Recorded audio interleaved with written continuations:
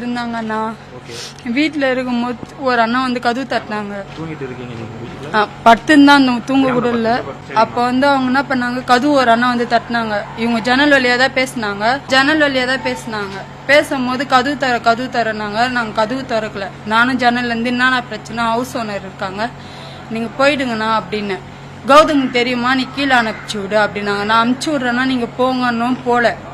அப்புறம் நான் சொன்னேன், ஹவுஸ் ஓனர் ஒரு மாதிரி சிக்கன்னா, நீங்கள் போனால் நானே சிக்கன் தான், நீ வை விடு அப்படின்னாங்க. அப்புறம் நான் சொன்னேன், சரி இருங்கண்ணா நான் கீழே அனுப்புறேன். நான் ஒன்னே கௌதம் போய் கதுவா நின்றுன்னு சரவணா வந்துக்கிறான் அப்படி சொன்னாங்க.